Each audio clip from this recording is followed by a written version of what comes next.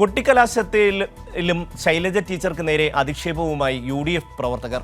വടകരയിൽ നടന്ന കുട്ടിക്കലാശത്തിന് ഇടെയാണ് അധിക്ഷേപ മുദ്രാവാക്യം ഉയർന്നത്.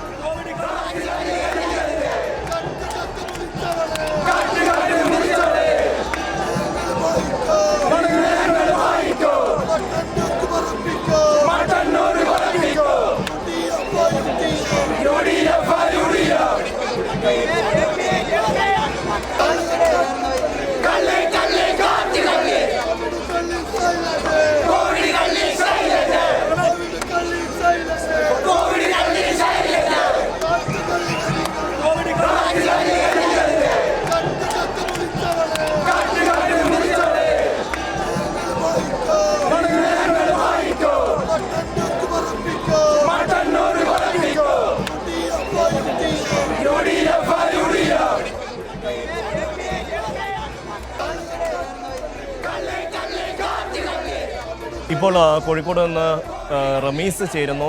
റമീസെ, വളരെ സംസ്കാര സമ്പന്നമായ മുദ്രാവാക്യമാണ് UDFിൻ്റെ ഭാഗത്തുനിന്നുണ്ടാവുന്നത്.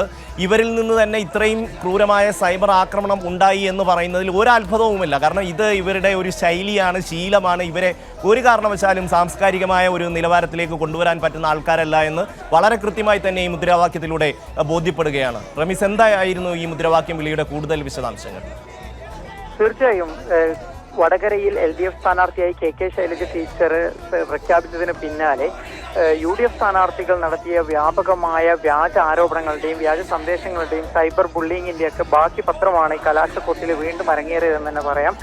വടകരയിൽ നടന്ന കുട്ടിക്കലാശത്തിലാണ് ഇത്തരത്തിൽ വ്യക്തി അധിക്ഷേപം നടത്തിക്കൊണ്ട് UDF പ്രവർത്തകർ ശൈലജ ടീച്ചർക്ക് നേരെ ഇത്തരത്തിലുള്ള മുദ്രാവാക്യങ്ങൾ മുഴക്കിയത്. അതായത് പ്രവർത്തകർ വിളിച്ചു പറയുമ്പോൾ തന്നെ കുട്ടികളടക്കം ആ വിഷ്വലിൽ കാണുന്നത് പോലെ വലിയൊരാൾക്കൂട്ടം തന്നെ യാതൊരു മടിയും കൂടാതെയാണ് ഈ ഒരു മുദ്രാവാക്യം ഏറ്റുപറയുന്നത്.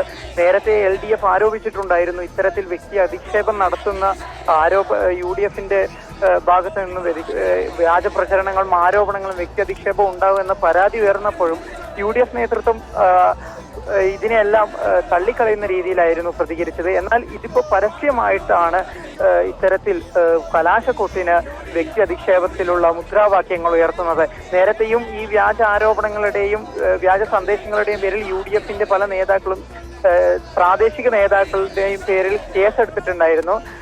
അപ്പോൾ അതിന്റെ ഒരു ബാക്കി പത്രമായിട്ടാണ് പ്രവർത്തകർ കൂടി ഇത്തരത്തിൽ ഒരു വ്യക്തി അധിക്ഷേപമുള്ള മുദ്രാവാക്യം വിളിച്ചത്.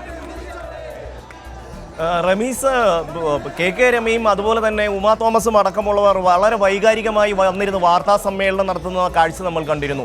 UDFിൻ്റെ പ്രവർത്തകർക്കൊന്നും അങ്ങ് ആ രീതിയിൽ ഒരു സംഭവം ഉണ്ടായിട്ടില്ല, ഞങ്ങൾ ഭയങ്കര ഡീസൻ്റായ ആൾക്കാരാണെന്നൊക്കെയായിരുന്നു KK രമ ആവർത്തിച്ച് ആ വാർത്താ സമ്മേളനത്തിൽ പറഞ്ഞിരുന്നത്.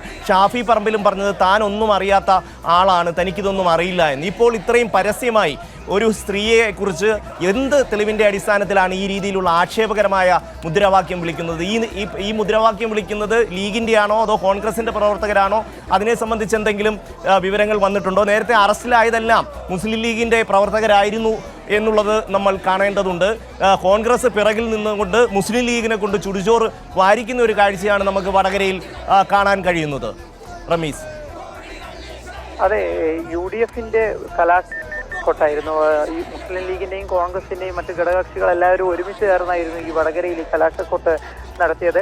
നേരത്തെ പറഞ്ഞതുപോലെ UDFിന്റെ MLA മാരും UDFിന്റെ സ്ഥാനാർത്ഥിയും അടക്കം ഇത്തരത്തിൽ തങ്ങൾക്ക് ഇതിൽ യാതൊരു പങ്കുമില്ല, ഇത്തരത്തിലുള്ളൊരു സംസ്കാരം തികച്ചും വിമർശിക്കപ്പെടേണ്ടതാണ് എന്ന രീതിയിലുള്ള പ്രതികരണങ്ങളായിരുന്നു ഈ LDFിന്റെ പരാതിക്ക് മുൻപിൽ നിരത്തിയത്. എന്നാൽ അതിനെയൊക്കെ തള്ളിക്കളയുന്ന രീതിയിലാണ് ഇപ്പോൾ പരസ്യമായിട്ട് ഇത്തരത്തിലൊരു വ്യക്തി അധിക്ഷേപ മുദ്രാവാക്യങ്ങളുമായി പ്രവർത്തകർ മുന്നിൽ വന്നത്. തീർച്ചയായിട്ടും റമീസാണ് കോഴിക്കോട് നിന്ന് വിവരങ്ങൾ നൽകിയത്. വടകരയിലെ സ്ഥാനാർത്ഥി LDFിന്റെ സ്ഥാനാർത്ഥി KK ശൈലജയെ വീണ്ടും ആക്ഷേപകരമായ മുദ്രാവാക്യം വിളിച്ചുകൊണ്ട് UDFിന്റെ പ്രവർത്തകർ രംഗത്ത് വരുന്നു. ഇന്ന് കലാശക്കൊട്ടിന്റെ ദിവസമാണ്. ഈ രീതിയിൽ ഇന്ന് അവസാനത്തെ ആ പ്രചരണ ദിവസം പോലും അത്രയും മോശമായ മുദ്രാവാക്യവും കാര്യങ്ങളുമായി UDF രംഗത്ത് വരുന്നു എന്നുള്ളതാണ്. നേരത്തെ ഇതേ ടീം തന്നെയാണ് അവിടെ KK ശൈലജയ്ക്കെതിരായി ആക്ഷേപകരമായ അശ്ലീകരം നിറഞ്ഞ മുദ്രാവാക്യവും സൈബർ ആക്രമണവും നടത്തിയെന്ന കാര്യത്തിൽ ആർക്കും ഒരു സംശയത്തിനും ഇടവേണ്ട എന്നുള്ളത് തന്നെയാണ് ഈ ദൃശ്യങ്ങൾ വ്യക്തമാക്കുന്നത്.